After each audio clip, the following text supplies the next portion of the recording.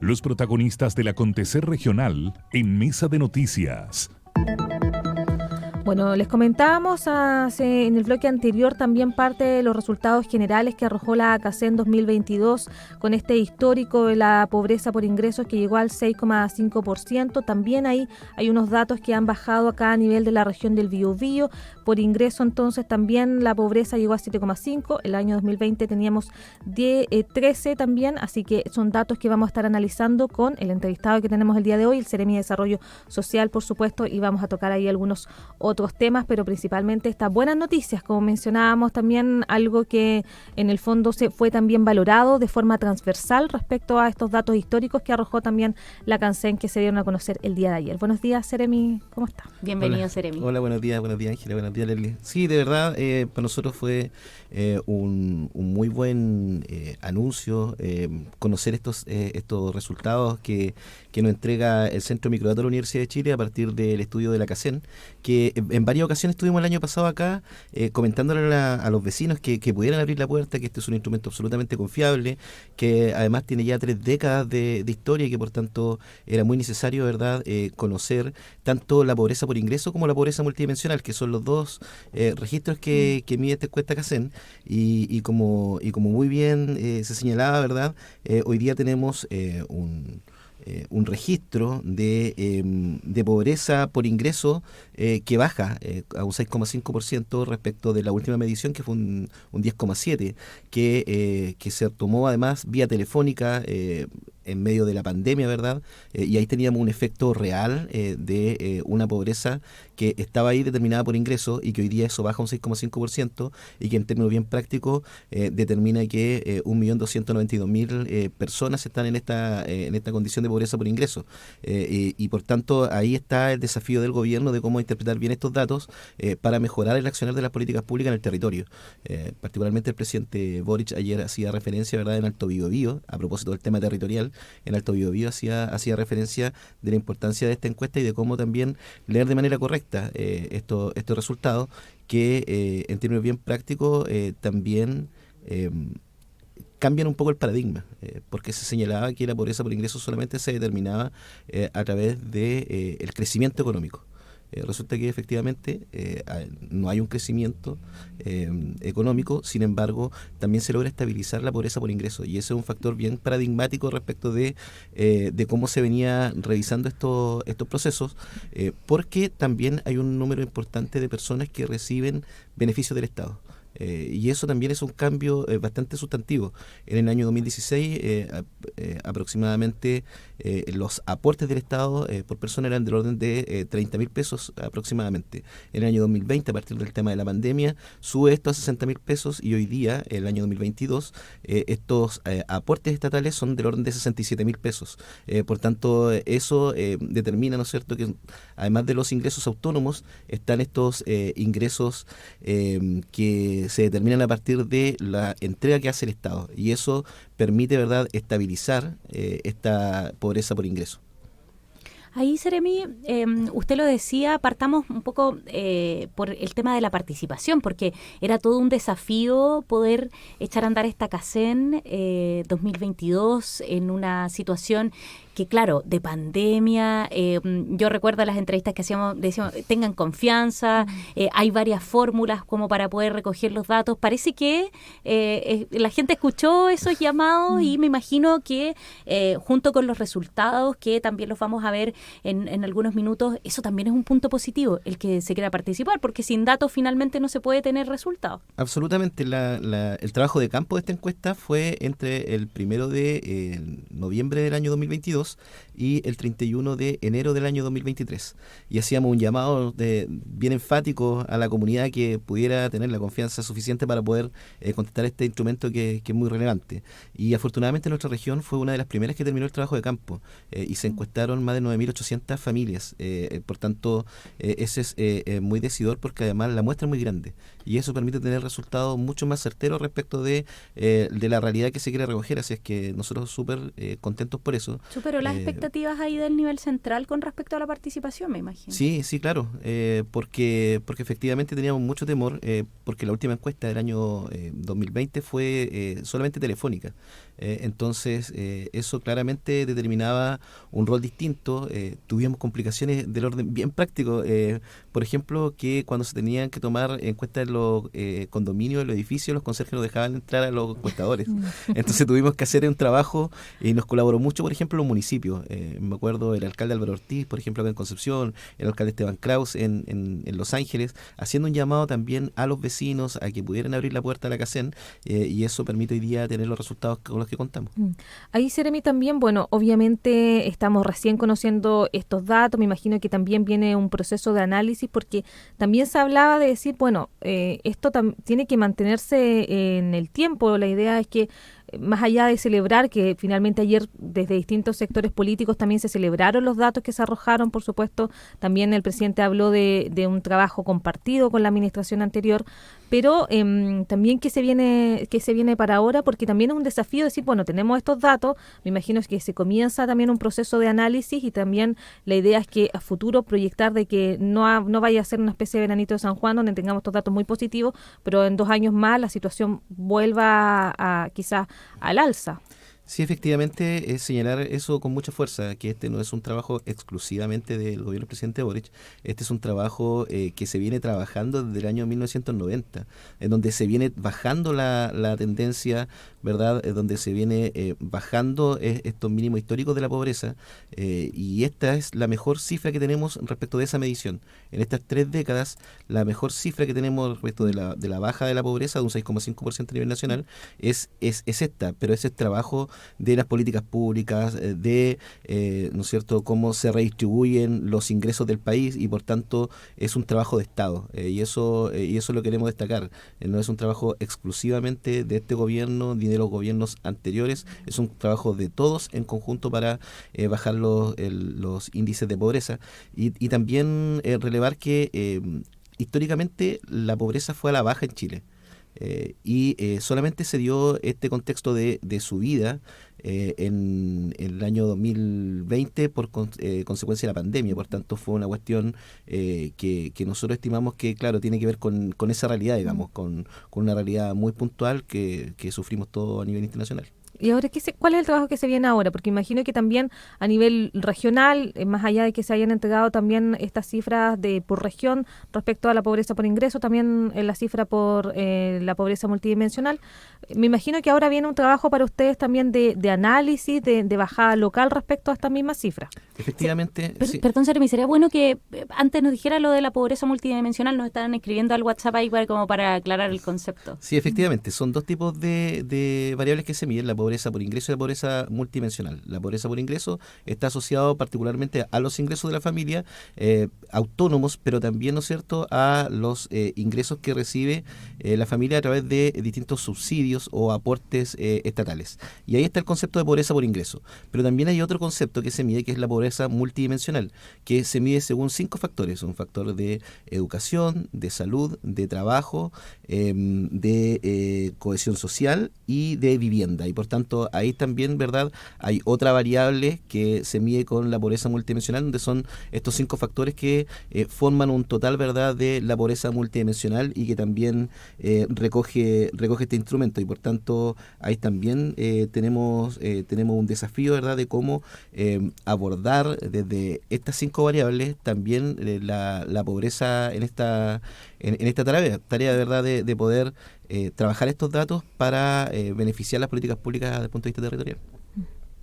Y ahí, como decía Leslie, ¿qué es lo que se viene ahora hacia adelante?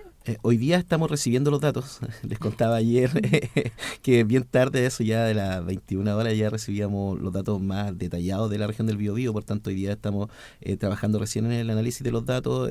Todas estas noticias son muy recientes, y por tanto estamos haciendo la interpretación. Posteriormente a eso, la Subsecretaría de Evaluación Social, que es la que está a cargo del proceso dentro del Ministerio de Desarrollo Social, va a entregar los datos más detallados aún, porque ayer se hizo el anuncio en términos generales, después ya viene la segunda entrega de datos, que además queda en poder posteriormente de todas las universidades y todos los ministerios, y que por tanto eso permite corregir o determinar nuevas políticas públicas en distintos factores, no solamente de pobreza multidimensional, sino que también por ingreso. Sí.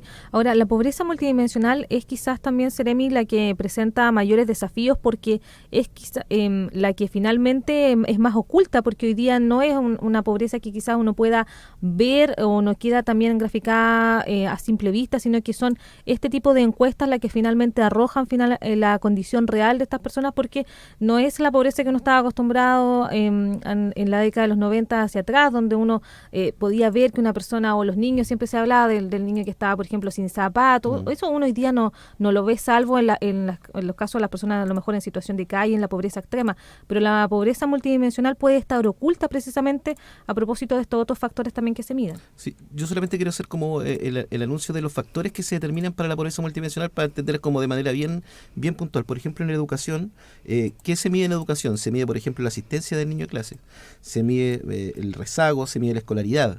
Por ejemplo, en salud, se mide la malnutrición, se mide la adscripción al sistema de salud, se mide el acceso a la salud. En materias como trabajo y seguridad social se mide la ocupación, la seguridad social, las jubilaciones. En materia de vivienda se mide el hacinamiento, el estado de la vivienda, la habitabilidad, los servicios básicos y el entorno. Y en las redes y cohesión social se mide el apoyo a la participación social, el trato igualitario y la seguridad. Entonces son distintos factores, ¿verdad?, que conjugan finalmente una pobreza multidimensional, y a eso se le entrega un valor. Y hoy día lo que tenemos en la región particularmente es que en el año 2015, que fue la primera vez que se tomó esta pobreza multidimensional, la pobreza multidimensional en la región era un 19%. Después, en el año 2017, que fue la segunda vez que se pudo tener acceso a esta variable, fueron 17,2.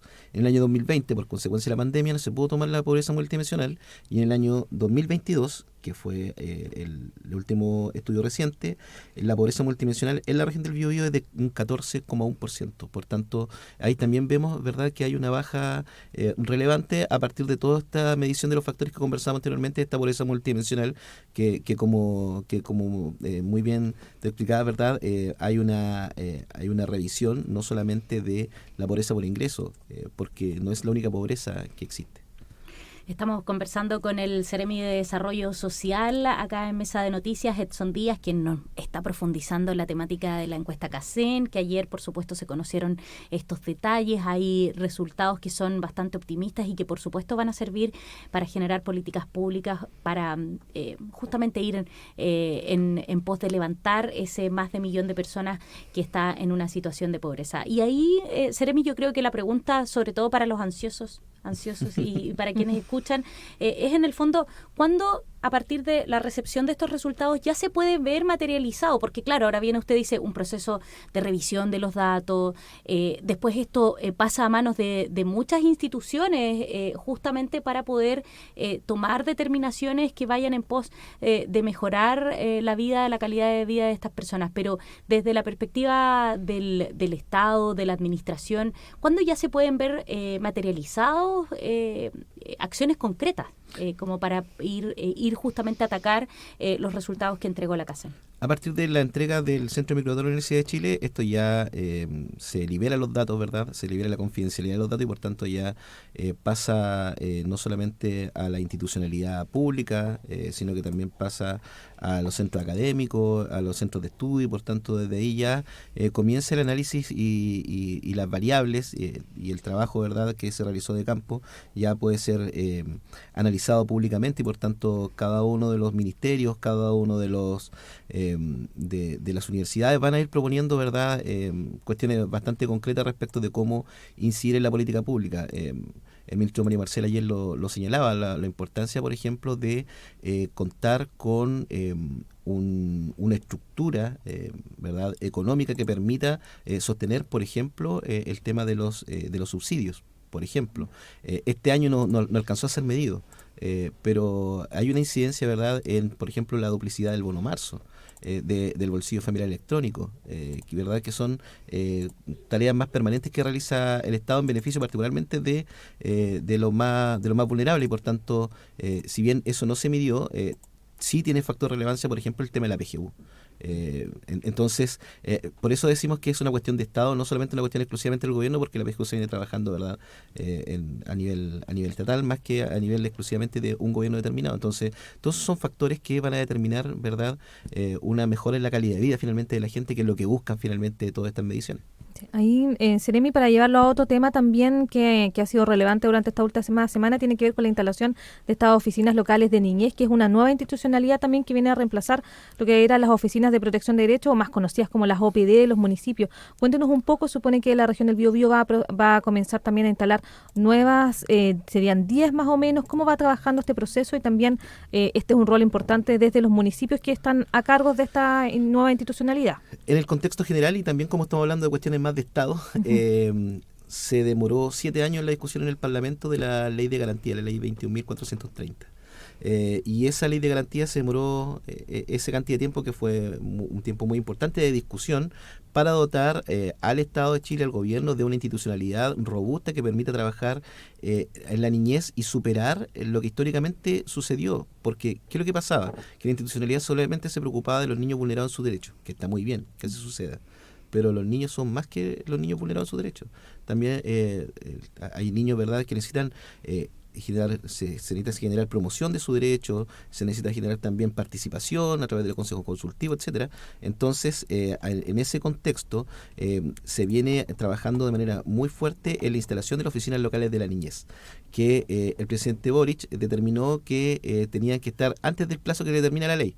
La ley decía que de aquí al año 2027 tenían que estar instaladas las oficinas locales de la niñez en todas las comunas del país. El presidente Boric, en el anuncio del 1 de junio, dijo: vamos a adelantar ese plazo y de aquí al año 2025 vamos a tener todas las OLN instaladas en el país. Y eso es un tremendo desafío. Créanos que es un desafío muy arduo, que hoy día es la bajada a través de la Subsecretaría de la Niñez. Nuestra Subsecretaria de la Niñez, Verónica Silva, estuvo el viernes pasado acá en la región del Biobío, estuvimos en la comuna de Chihuayante, y ahí se hizo el anuncio de la instalación de 10 nuevas oficinas locales de niñez, que viene a significar un aporte muy importante del Estado para los municipios, para que se ejecute esta política pública. Comentar solamente que en la región habían 3 comunas que no tenían ningún dispositivo para la niñez, como por ejemplo la comuna de Contulmo, la comuna de Antuco, la comuna de Quilleco, no tenían ni siquiera oficina de protección de derechos. Por tanto, ahí no había institucionalidad para la niñez, y esto lo que viene es a instalar una institucionalidad que va a permitir no solamente trabajar con los niños vulnerados en sus derechos, que por cierto es muy relevante, sino que también con factores de promoción de la niñez, con factores de participación para la niñez, y por tanto tener, ¿verdad?, niños mucho más empoderados también en sus derechos, y por tanto con mucho mejor participación social. Oye, tremenda noticia, también informaciones muy importantes, porque claro, nosotros estábamos acostumbrados a lo que se llama la OPD, que no solamente funcionaba, como ya mencionaba el Seremi, en todos los municipios, pero que claro, estaba focalizado en aquellos niños que estaban vulnerados en sus derechos. Así que buena noticia entonces estas 10 nuevas oficinas que se van a sumar acá en la región del Biobío. Sí, es importante señalar que las OPD van a ser absorbidas, ¿verdad?, por la Oficina Local de la Niñez. Por tanto, que vayan a coexistir. Efectivamente, y hoy día se está trabajando Este de manera marco importante. más grande, el de la marco más OLN, amplio, claro. Mucho más amplio, y se está trabajando en un proyecto de ley muy relevante que va a permitir tener un encargado de la Oficina Local de la Niñez en cada uno de los municipios a partir de la modificación de la nueva ley de plantas municipales, y por tanto ahí también se está trabajando. Estamos trabajando como ministerio con la Asociación Chilena de Municipalidades para contar con un cupo supernumerario y que permita que se establezca un cupo exclusivo en la planta municipal para la Oficina Local de la Niñez, porque van a tener una labor, ¿verdad?, de generar factores de protección y también, ¿verdad?, a partir de eso, de exigencia a los propios institucionalidad municipal, pero también a la institucionalidad pública, y para eso necesitamos también contar con un funcionario con responsabilidad administrativa. Así que por tanto estamos avanzando también de manera importante en eso. De aquí a octubre se tiene que presentar esa modificación a la ley, y por tanto creo que va a ser un buen anuncio también para el próximo año para todos los municipios de la región. El Seremi de Desarrollo Social, Edson Díaz, conversando acá en Mesa de Noticias acerca de los resultados de la CACEN y por supuesto también acerca de esta nueva institucionalidad de las oficinas locales de la niñez y su implementación acá en la región del Biobío. Muchas gracias, Seremi, por estar acá en Mesa de Noticias de Radio El Conquistador Concepción. Gracias, Seremi. No, muchas gracias a ustedes, que estén muy bien. Que tenga buen día.